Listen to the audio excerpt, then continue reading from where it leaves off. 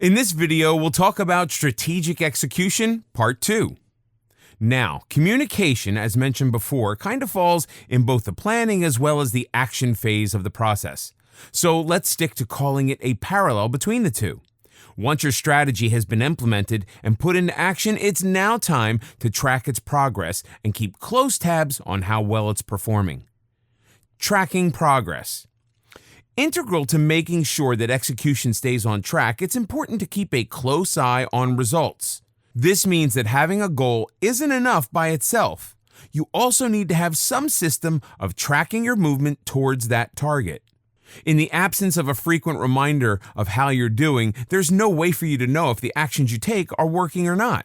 On the business front, since there's a whole team of people involved, entrepreneurs need to develop key indicators of performance that are measurable and monitored on a continuous basis.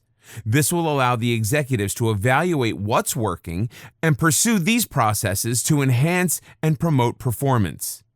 With declining results, businesses should decide what processes don't work and to make changes to prevent any further deterioration. This point should also take task delegation into account. This means assigning the right job to the right person. Remember how hiring the wrong person for the job could bring down a perfectly good strategy? Well, this is what you want to avoid. Being mindful of a project, meeting individual and team deadlines is crucial to continuously move a project forward. This can include sharing regular updates, which ensures that everyone on the team has a comprehensive understanding of the progress and how everyone's input fits into the whole.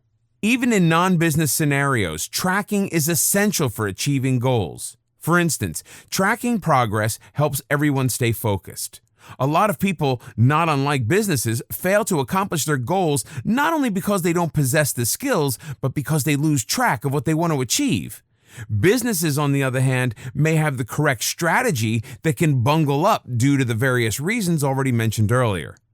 Another consideration for tracking progress is that if you don't track, you may end up focusing more on failures.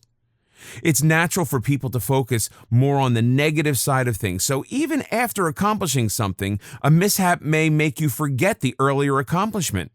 How many people have you known who have tried losing weight but then gained it all back again and some more because they got derailed from their initial diet plan for some reason? Why even think about other people when this may have happened to yourself? Likewise, business scenarios demand that all progress and setbacks be recorded vigilantly to weed out the mistakes from the accomplishments. In a strictly entrepreneurial sense, tracking progress makes breaking bigger tasks into smaller steps much easier. A big presentation due in less than a week, when broken down into smaller tasks such as research, task delegation, data analysis, and choosing the medium for the presentation, makes the strategic goals so much more attainable, realistic, and less overwhelming. Measuring progress in business. Looking at bottom-line results in areas such as spending, sales, or profits does not help understand how or why you reach those figures or how to improve performance. One of the biggest benefits of measuring performance is that you identify areas where you may be struggling. If you have a master budget, conducting a monthly analysis will show you where your results do not meet your projections. Tracking may just be what you need to realize that your projections might have been too optimistic and that the performance did not live up to its expectation. Such measurements can help you pinpoint your weaknesses while letting you put checks where needed or take other measures to support your business.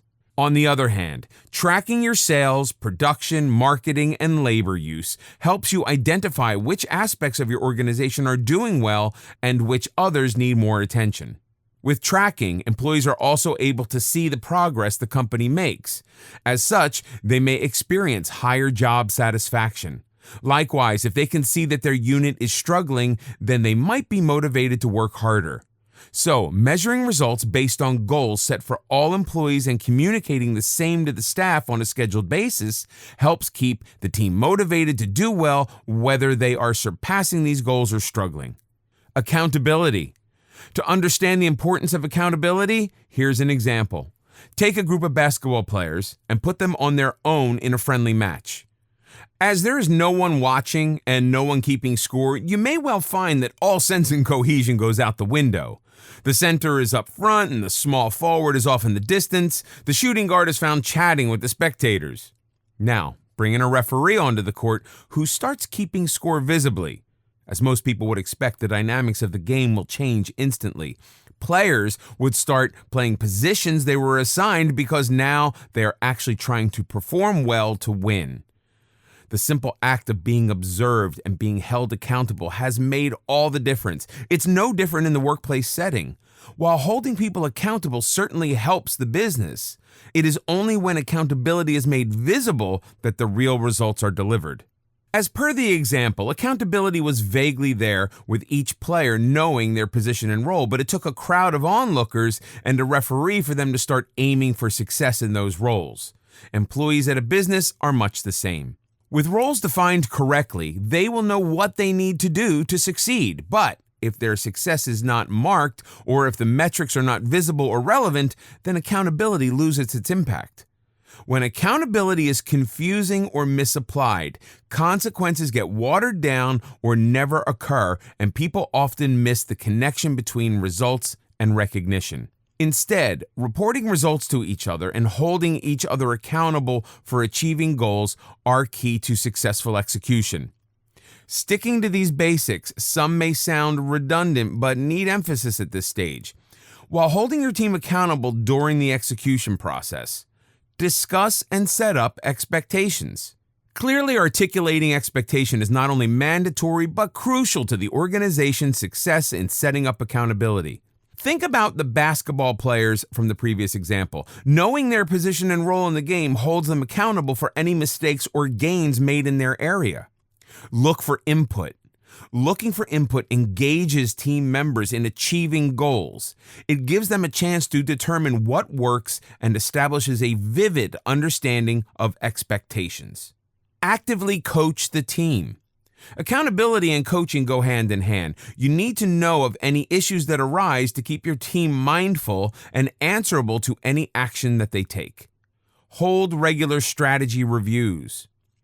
Such strategy reviews, or call it communication, is important to holding the team liable during the execution phase. As each step of the way is reviewed, everyone's performance becomes obvious and can give you a fairly predictable heads up on the progress of your strategy execution.